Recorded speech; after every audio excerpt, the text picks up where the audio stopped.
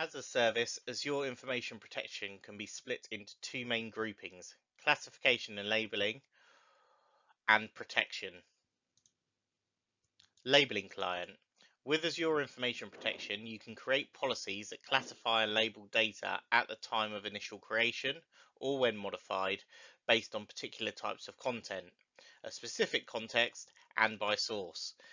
Classification with AIP can be fully automated and can be driven by users or based on a particular set of recommendation. Office 365 applications. Using Azure Information Protection bar or the Protect button on the ribbon in Office 365 application, you can select one of the labels that has been configured via your company policies. Looking at the following picture shows the document hasn't yet been labelled because the sensitivity shows not set on the Azure Information Protection bar. To set a label such as General, click on General. If you're not sure which label to apply on the current document or emails, you can use the label tooltips available in the little information button on the bar. Azure Active Directory. You must have an Azure Active Directory to use Azure Information Protection. You can use an account from this directory to sign into the Azure portal, where, for example, you can configure and manage Azure Information Protection labels and Azure Rights Management templates. If you have a subscription that includes Azure Information Protection or Azure Rights Management, your Azure Active Directory is automatically created for you as needed. An important thing to understand about how Azure RMS works is that this data protection service from Azure Information Protection does not see or store your data as part of the protection process.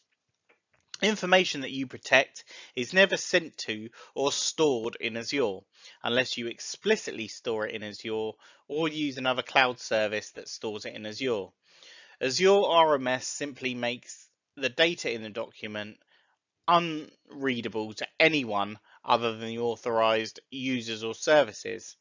The data is encrypted at the application level and includes a policy that defines the authorized use for the document. When a protected document is used by a legitimate user or is processed by an authorized service, the data in the document is decrypted and the rights that are defined in that policy are therefore enforced. At a high level, you can see how this process works in the picture illustration on the screen.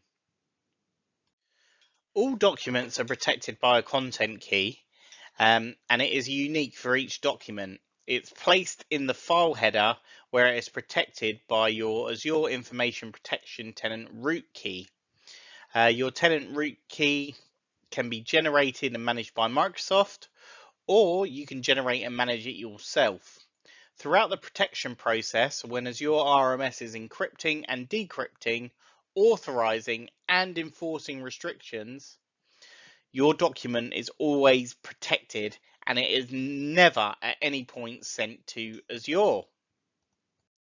The other key thing to mention about the content key is that it's actually embedded in the document and persists throughout the different editions of that document.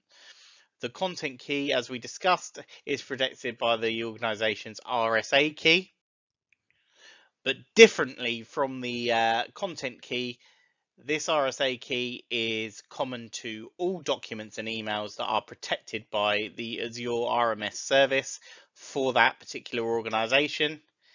And if the key is changed, it can only be changed by an Azure Information Protection Administrator of the organization, and as it's actually changed across the board.